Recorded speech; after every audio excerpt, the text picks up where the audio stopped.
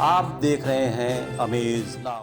दोस्तों, इसी सप्ताह की शुरुआत में हम लोगों ने बातचीत की थी कुंडली पर, भारत देश की कुंडली पर। कारण था कि तमाम लोगों के जेहन में यह बात कर रही थी, परेशान कर रही थी कि आखिर सत्ता किसके हाथ में आने वाली है, हमारा भारत का लोकतंत्र कितना अस्थायित्व आएगा उसमें या कमज़ोर होगा।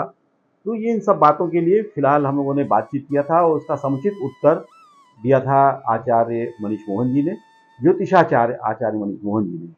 फिलहाल आज हम सभी इकट्ठा हुए हैं एक बार फिर, जबकि तीसरी बार नरेंद्र मोदी प्रधानमंत्री पद की शपथ लेने जा रहे हैं। नमस्कार, मैं हूं अरविंद श्रीवास्तव, आप सभी का आस्ट्रो वर्ल्ड में स्वागत है। इस बार फिर हम एक बार ज्योतिषाचार्य डॉक्टर मनीष मोहन जी के साथ इस मसले को लेकर आए हैं आपके सामने। प्रधानमंत्री पद की शपथ जिस समय ली जा रही होगी, नवमंडल में ग्रहों की क्या स्थिति होगी, भारतीय राजनीति कहाँ जाएगी, कितना अस्थायित्व होगा। तो मनीष जी, एक बार फिर से आपका स्वागत है हमारे इस कार्यक्रम में। ओम गंगणपतये नमः।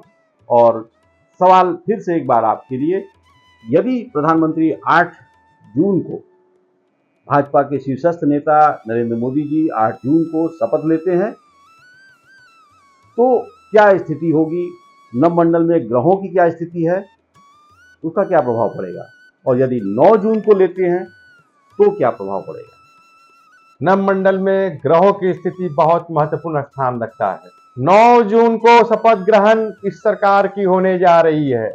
9 जून को नवमंडल में ग्रहों की स्थिति किस प्रकार है, आइए हम लोग इसका अध्ययन करें। 9 जून को सूर्य, बुध, बृहस्पति और शुक्र 4 बड़े ग्रह वृष राशि में विराजमान है। मंगल मेष राशि का होकर के रुचक नामक महायोग का निर्माण कर रहे हैं। शनि भी स्वराशि होकर के कुंभ राशि में संचरण कर रहे हैं, जहां सस नामक महायोग का निर्माण कर रहे हैं। चंद्रमा मिथुन राशि के हैं, पुनर्वसु नक्षत्र में संचरण कर रहे हैं। साथ में राहु मीन में, केतु कन्या में। 9 तारीख वाले ग्रह स्थिति में सरकार बहुत ही अस्थायित्व की तरफ आगे बढ़ेगा, जहां सूर्य और बुध शासनिक प्रशासनिक क्षमता का पूर्ण विकसित कार्य करेगा। वहीं शनि सरकार को अस्थायित्व प्रदान करेगा। मंगल स्वराशि मेष में होने से कुछ बड़े फैसले भी निर्भीकता से लिए जाएंगे।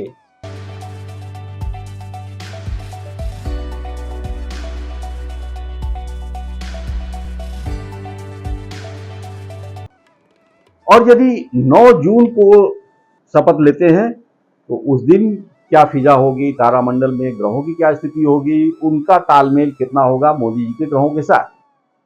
अब हमें जानना होगा नरेंद्र मोदी जी की जन्म कुंडली के अनुसार आज के ग्रह योग के अनुसार तारगम्य कैसा होगा।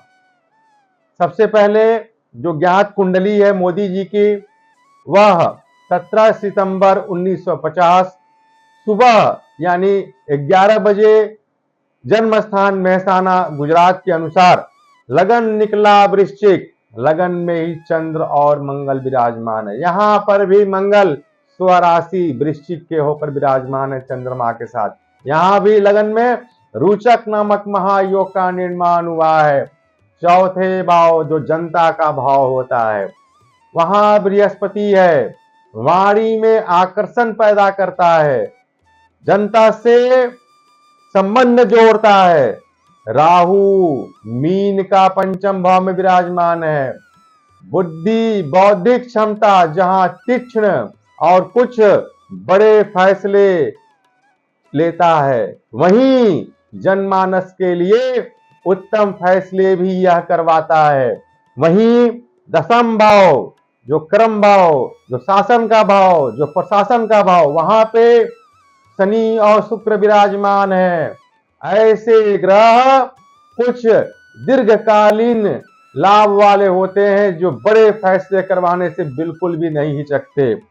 एकादश 11वें भाव में मोदी जी के सूर्य, केतु और बुध विराजमान है, जहां उनको कोई भी निर्णय क्षमता करना हो, वह एक हद से ऊपर जाकर के या यूं कहें निर्भीकता के साथ उसको लेते हैं, ऐसी कुंडली बहुत ही उत्तम कही जाएगी।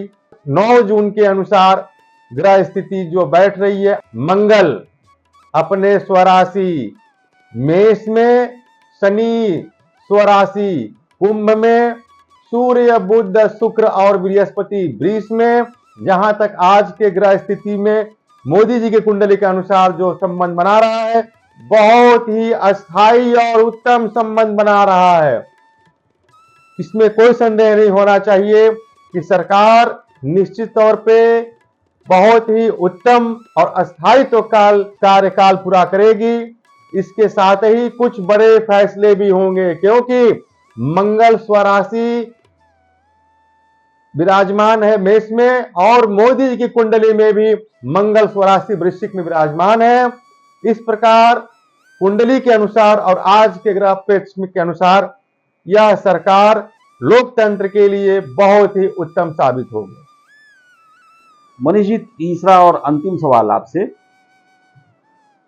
भारतीय राजनीति में मोदी जी के तीसरी बार शपथ लेने के बाद क्या प्रभाव पड़ने वाला है?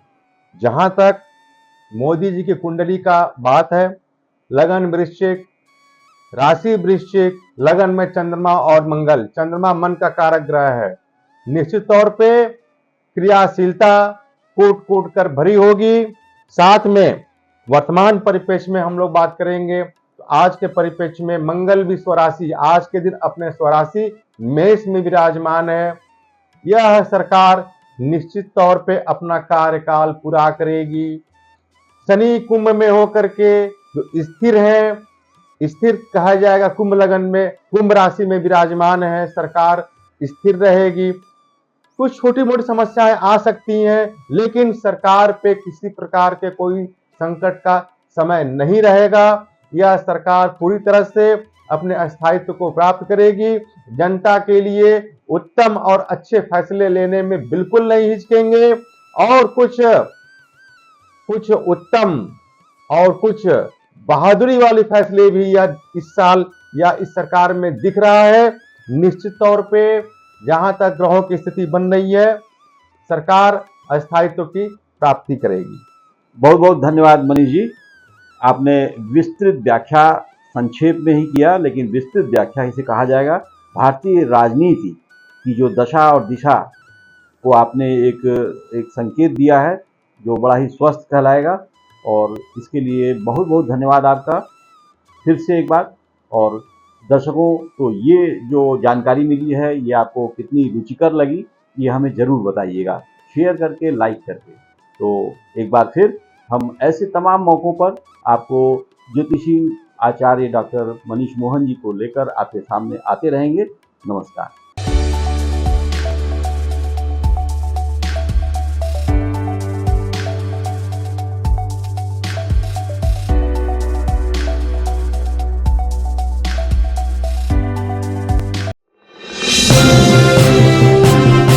आप देख रहे हैं अमेज